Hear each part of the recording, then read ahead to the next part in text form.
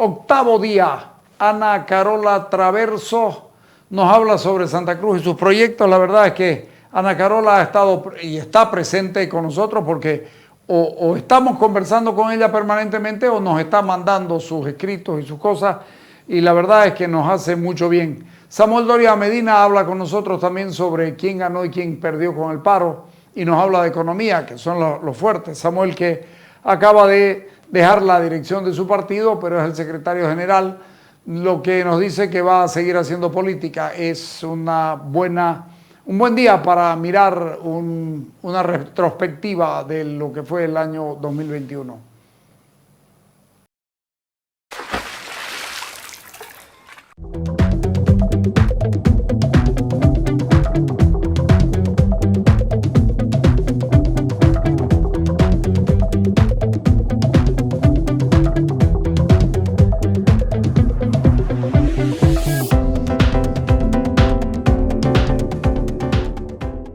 Voy a conversar con Ana Carola Traverso, que la hemos prestado para que esté un rato por allá estudiando y mirando otras cosas, porque ella es bien de aquí, ¿o no?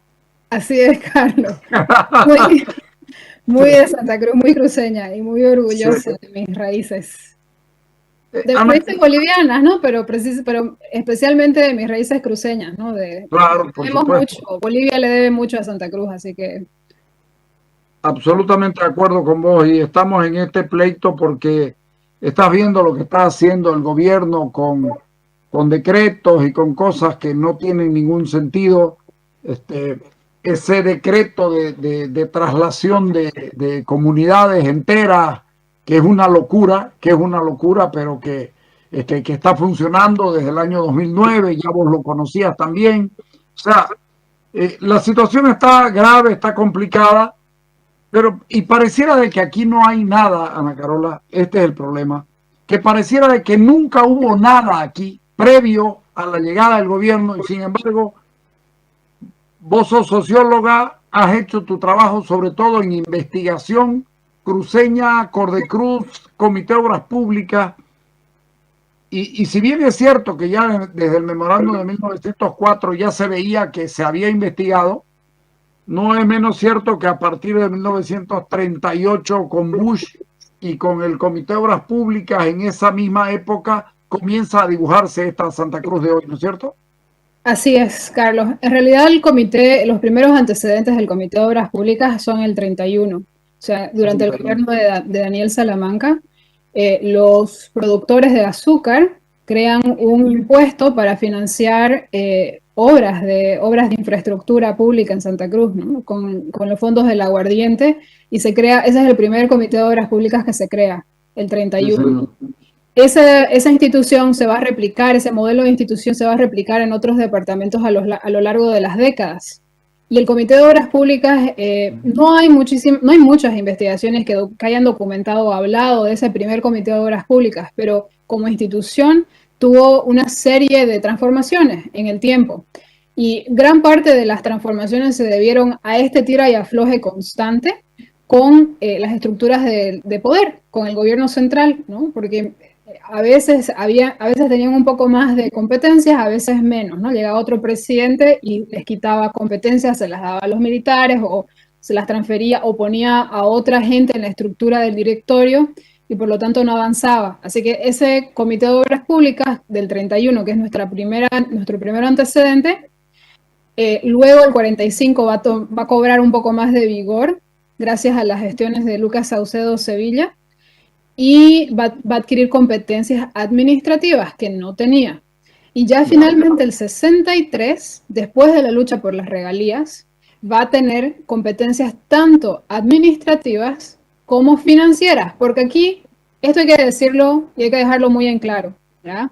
Ninguna reforma grande de Estado puede suceder si no hay respaldo político y si no hay respaldo económico, ¿no? Y hay gente que, por ejemplo, digamos, podrás recordar la ley de participación popular. El gobierno nacional invirtió muchísimos millones de dólares en asegurarse que los municipios arranquen como concepto, como práctica, como Estado. ¿no? Como nivel de Estado. Entonces hay que eso siempre tenerlo en mente, ¿no? Porque durante la autonomía lo que se ha hecho fue ponerle muchísimos frenos administrativos, frenos legales, frenos jurídicos a las autonomías y ni qué decir frenos económicos para que no marchasen. Claro. Aún así marcharon con muchísimas cosas en contra. Entonces, eso es importante tenerlo en cuenta como antecedente inicial de la planificación regional en Santa Cruz, el Comité de Obras Públicas, que en una primera etapa el Comité de Obras Públicas se dedicó en su gran mayoría a suplir la necesidad, la demanda de obras urbanas, ¿no? Entonces ahí es cuando se implementa el plan de Chint, cuando llega la loseta, ¿no?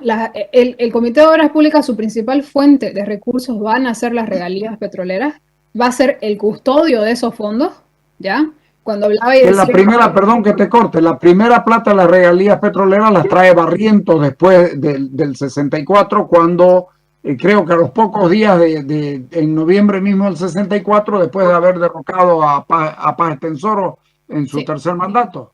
Sí, y hay que también recordar que la razón para que se revigorice el Comité de Obras Públicas es porque después de la lucha por las regalías, Santa Cruz entendió, y cuando digo Santa Cruz me refiero a sus clases dirigentes, entendieron que no podían seguir dependiendo de La Paz para tener nada. O sea, si querían algo iba a tener que hacer nomás a su manera. Y por una serie de razones. Uno, porque se dieron cuenta que el gobierno no quería escuchar, no quería aceptar las recomendaciones y los deseos de la gente, ¿no?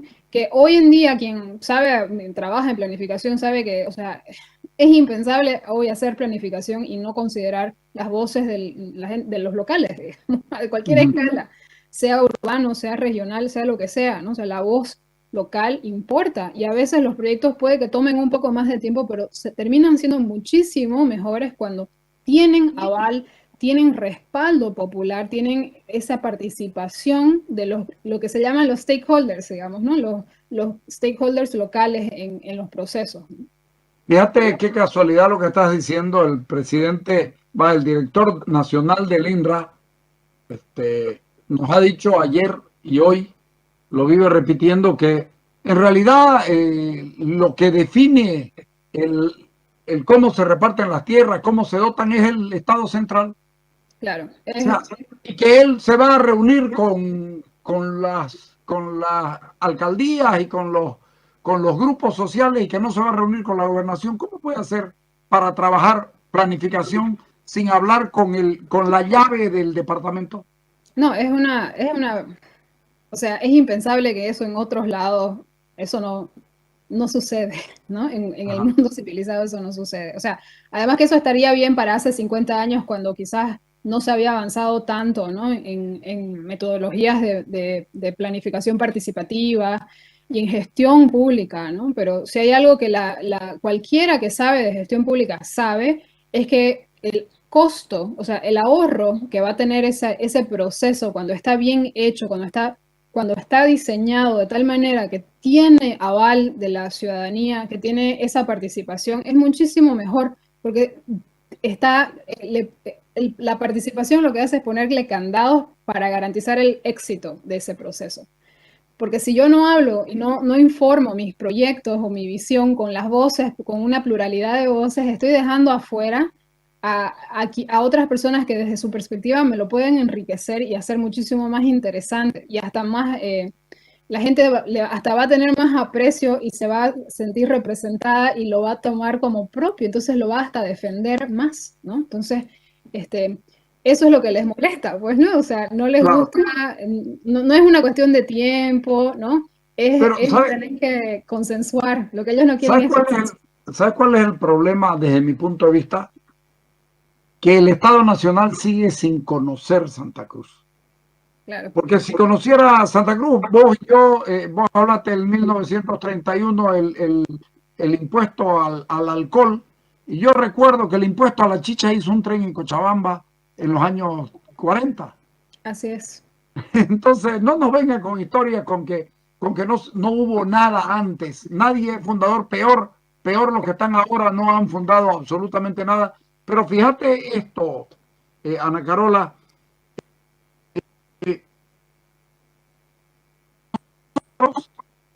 planificamos, nosotros digo, los cruceños planificamos Santa Cruz gracias al Comité de Obras Públicas primero y a Cordecruz ni se diga. Yo diría que vino lo científico en la planificación ya fue Cordecruz, pero sí, que lo de antes era, era de visiones muy grandes, sectores, dónde ponemos esto, cuáles son las regiones, las macroregiones, cómo lo dividimos, por qué dividimos. Vos lo has estudiado todo eso, lo sabes mejor que yo. Carlos. Es un proceso sumamente interesante por la riqueza, lo que lograron hacer.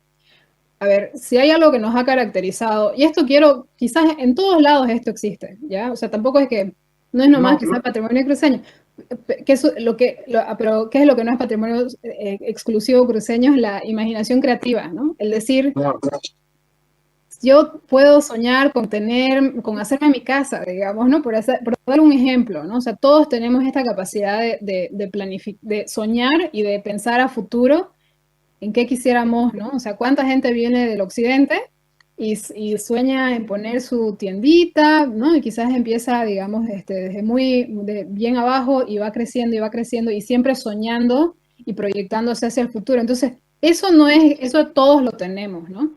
Lo que diferencia quizás en nuestro caso al resto del país o a otros lugares es que tuvimos la exclusión que vivíamos en relación al Estado y en relación al mundo, que no era por voluntad propia, ¿no? Nos obligó a que estos sueños individuales los podamos hilvanar, ¿no? Y los podamos tejer un sueño de futuro, de sociedad, más homogéneo, si se quiere, ¿no? O por lo menos más integrado. Y tener un tipo de planificación, o sea, de construir una base institucional que apoye ese sueño, ¿no? Esa proyección a futuro.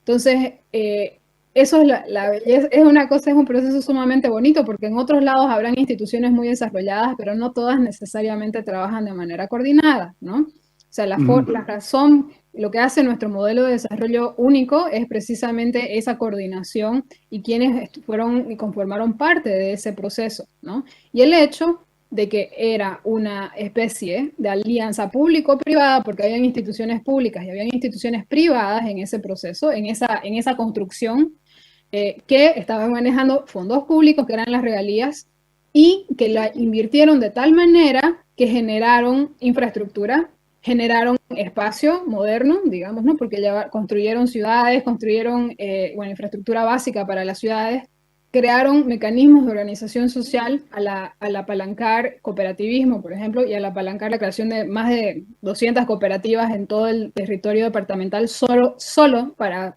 servicios sociosanitarios. Y cuando digo sociosanitarios me refiero a luz, electrificación y a agua potable. Y no solo eso, ¿no? También apoyaron la vertebración caminera del departamento y el desarrollo rural, ¿no? Entonces, y no solamente rural, sino también industrial. Entonces, y ya hacia los últimos, quizás la última fase de la existencia de Cordecruz, de inversión en desarrollo social fue también sumamente importante. Quizás no tan estructural como en el caso de la infraestructura y como en el caso del apoyo económico, al apalancamiento económico, pero sí, no por ello fue menos importante, ¿no? Porque sí trabajaron muchísimo con mujeres, trabajaron muchísimo con indígenas, ¿no? Trabajaron muchísimo en dotación de servicios para hospitales y para escuelas también, ¿no? Porque el Estado no cubría, no llegaba. Y de repente teníamos una avalancha de gente con unas tasas de crecimiento altísimas, ¿no? Y hay un reclamo constante de necesidades, ¿no? Entonces no les quedó de otra que tener que cubrir eso que se suponía eran competencias del gobierno nacional. Entonces, ¿y cómo lo hizo? Obviamente con mucha ciencia, ¿no? Con criterios, con valores específicos, ¿no? El Comité de Obras Públicas y después Cordecruz se adhirieron a valores de tipo moderno, ¿no? O sea, eran instituciones modernas, la administración era racional, bien weberiana, digamos, en el sentido sociológico de la palabra. Entonces se priorizaba el mérito, ¿no? Se priorizaba el mano de obra calificada. Se mandó a educar a gente o sea, para que los jóvenes, para que vayan y estudien, ¿no? Y bueno, y los que no estudiaron, pues también, los que se quedaron aquí también de repente... Además, perdón, uh-huh. perdón, te iba a decir eso, cuando vos decís se mandó gente a capacitarse, no solo se las capacitó en números y en matemáticas y en ingeniería, también hay médicos, también hay otros sectores de la sociedad que fueron capaces de ir capacitándose porque aquí no había nada. Y no Claro. porque no quieran, sino porque no podían. Claro, porque no había, de cierta manera, por un lado no había quizás demanda, pero también por otro lado no habían las condiciones para que haya especialización, ¿no? O sea, todo va pues encadenado, ¿no? O sea, si somos un lugar con muy escasos recursos, pues obviamente no vamos a esperar que esa sociedad sea altísimamente sofisticada, o sea, es imposible, ¿no ves? Entonces, claro, la Santa Cruz de antes se benefició de eso y también se benefició de otros oficios que fueron emergiendo en la medida en que estos sectores pues fueron necesitando cubrir la demanda de mano de obra, ¿no? De mano de obra tecnificada, de mano de obra especializada, ¿no? Entonces fueron, inclusive hasta la prensa, Carlos, se empezó a especializar, ¿no? O sea, no por nada existe las universidades más antiguas, ¿no? Tienen no solamente comunicación corporativa, pero comunicación para el desarrollo, por algo es, ¿no? El término ese es porque lo que estaba generando Cordecruz, pues era ese tipo de comunicación, ¿no? Para comunicar temas de desarrollo. Entonces, viene de ahí. Hablemos de desarrollo.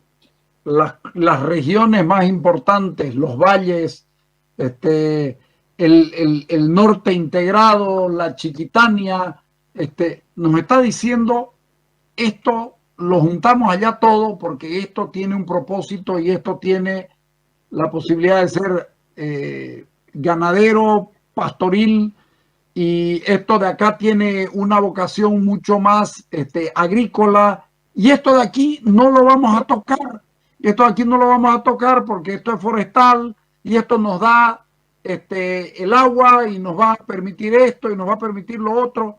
Vos le decías a Paula el otro día que ella me lo dijo para que te haga recuerdo, Cordecruz se adelanta al mercado de tierras. Le dijo a cada quien, el que vaya a comprar en Santa Cruz, sepa que lo que va a comprar o lo que va a pedir, esto es así, así, así y así. Si quiere ser ganadero, váyase a la Chiquitania, por decir. Si quiere ser agricultor, váyase a todo el norte integrado con todas estas cosas. Si quiere, qué sé yo, ser hortifruticultor, váyase a los valles, que también tenemos espacios bonitos. Ya estás viendo que tenemos vinos que ya se exportan. Hey, de Santa Cruz vino, es de no creerlo, ¿no es cierto? Claro. Entonces, cuando uno comienza a mirar, Ana Carola, tiene que preocuparse porque el gobierno ha venido y ha arrasado con todo. Claro. Lo que pasa, Carlos, son agendas de desarrollo, ¿no? Es un choque de agendas de desarrollo distintas. Lo mismo pasó en el 50. Entonces, lo que pasó en los 50 es que el gobierno nacional, el espacio, hay que pensar, el gobierno nacional ha generado siempre un tipo de espacio, ¿no? El tipo de espacio nacional es bastante condicionado por prácticas extractivas, ¿no? De la tierra, y por un tipo de desarrollo bien extractivo también, que poco devuelve a las comunidades a las que le extrae riqueza, ¿no? Esa es la característica del Estado boliviano y es que hay que reconocerlo. O sea, si no nos gusta, pues estamos en todo nuestro derecho de proponer alternativas, porque si lo que queremos es todos contribuir a esto grande que es Bolivia, pues tenemos todo el derecho del mundo de dar nuestra opinión también y que se nos escuche. Y bueno, e incorporar nuestras preocupaciones. Como todo pueblo tiene derecho a que se le incorporen sus preocupaciones y sus pesares, sus dolores, todo, digamos, ¿no? Y es responsabilidad de quien tiene poder escuchar, ¿no? O sea, el ostentador del poder tiene que escuchar, ¿no? Entonces, ese es su trabajo, y su trabajo es mediar, y su trabajo es consensuar y llegar a un punto medio, digamos, ¿no? Para que todos queden contentos. Entonces, esa es la lógica, hay que entender la lógica de reproducción del espacio nacional, ¿no? Y de esa manera también tenemos que entender la lógica de la reproducción del espacio regional, o sea, ¿qué se hizo en Santa Cruz? ¿Cómo fue ¿Cómo fue que lo pasamos de ser un lugar tan sumamente pobre, aislado, ¿cuál es la palabra? Tan periférico, ¿no? Tan marginado, ¿cómo pasamos de ser eso a ser la locomotora económica del país? O sea, eso hay explicaciones racionales, lógicas de eso, ¿no? Entonces, ahí Tiene lo que hay que, explicación. claro, No tiene, es un milagro, tiene explicación. no, y la historia pues nos ayuda a entender cómo fue que ese proceso se llevó adelante, ¿no? Ahora, ¿qué ¿Te pido un sucede? corte? ¿Te pido un Claro, corte? claro, claro. Ya, dale. Dale, Walter.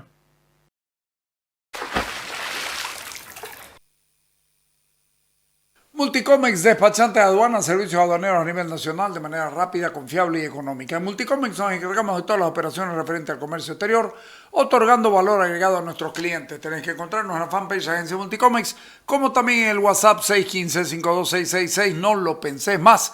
Multicomex, su mejor opción en gestión aduanera. Y lo que no puede faltar en tu mesa, vos lo sabes muy bien, es esperanza, agua de mesa esperanza.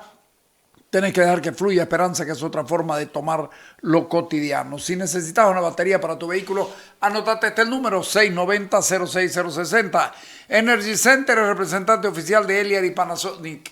Haceme caso, el vehículo se lo cuide mejor con baterías de Energy Center que te la llevan a tu casa y te la instalan al momento. Todo de manera gratuita, por supuesto. Va de nuevo el número 690-06060. Se llama Energy Center. PBM te recuerda que aún estamos en crisis de salud y los expertos aconsejan no bajar la guardia. Para eso hay que subir la defensa de tu organismo con un potente complemento nutricional. Para eso está PBM, el complemento nutricional que contiene las proteínas, vitaminas, minerales y toda la energía que tu sistema inmunológico necesita. PBM para vos y para toda la familia diariamente.